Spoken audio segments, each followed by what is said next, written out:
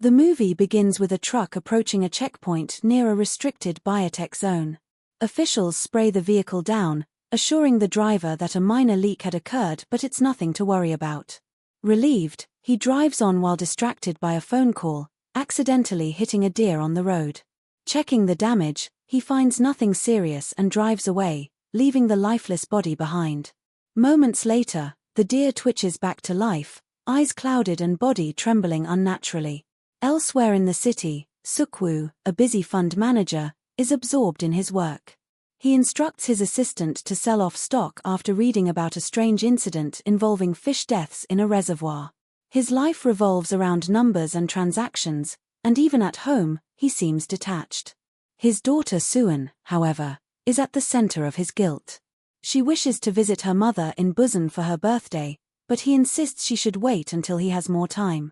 When he gives her a birthday gift, she unwraps it only to find the exact same present he gave her previously, revealing how little attention he pays to her wishes.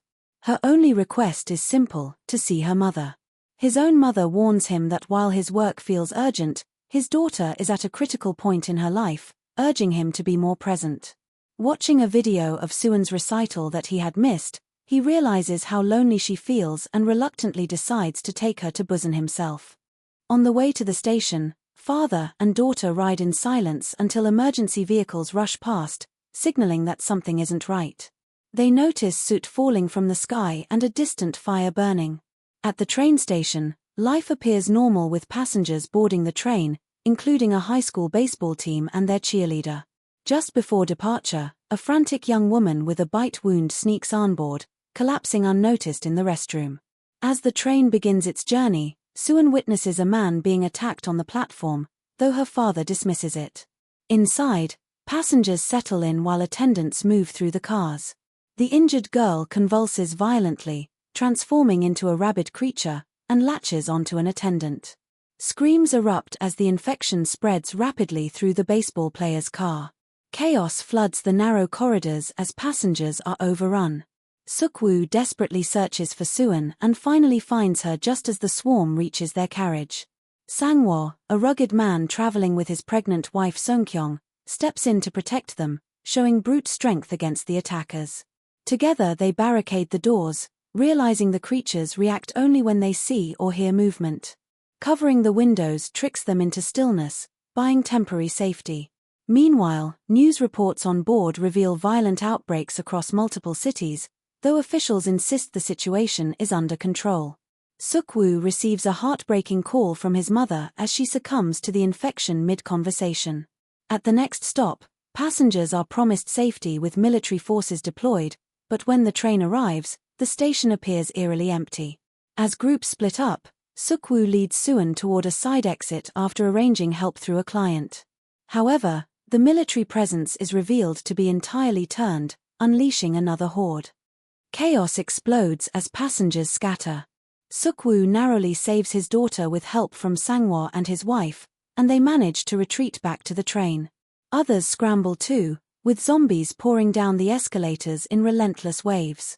The survivors pile back inside different cars, slamming doors behind them as the swarm floods the station.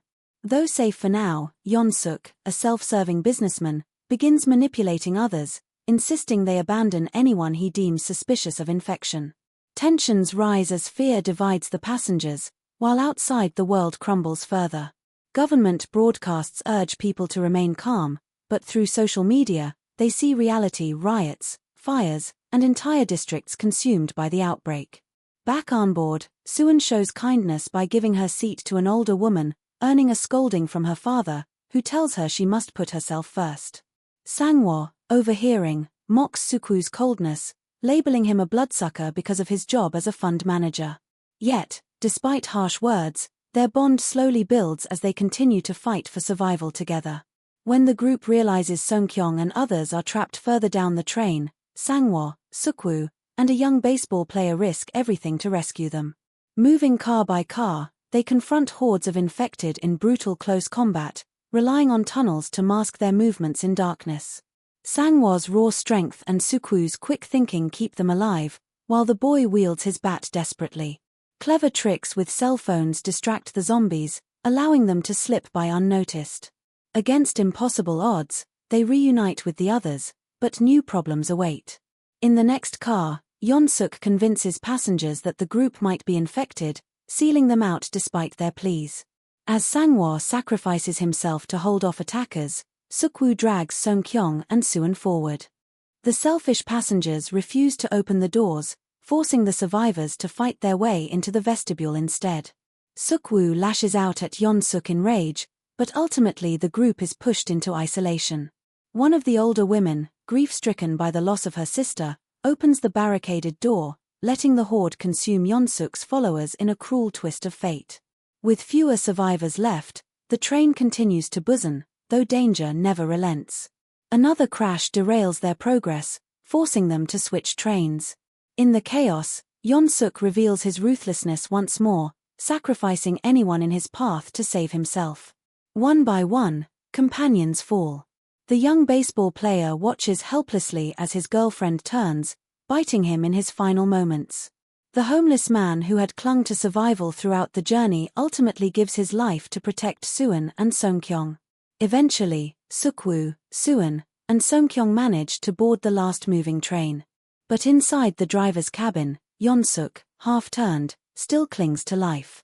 In a desperate struggle, Suk-woo wrestles him, ultimately flinging him off the train, but not before being bitten himself.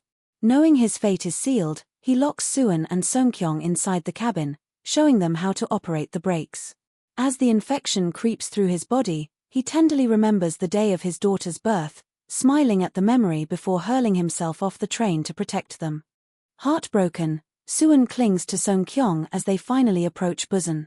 But the journey isn't over. A military blockade halts them at a tunnel entrance. Soldiers on the other side aim their rifles, unable to confirm if the approaching figures are human or infected. Just as the order is given to fire, Suwon begins singing the song from her missed recital, her small voice echoing through the tunnel. The soldiers lower their weapons, recognizing them as survivors. Against all odds, the two are finally safe, carrying with them the memory of sacrifice, loss, and the enduring strength of love in the darkest times. And that's how the movie comes to an end. We'll meet again in the next story. Always stay happy and keep smiling. If you enjoyed the video, don't forget to like, comment, and subscribe and share it with your friends too.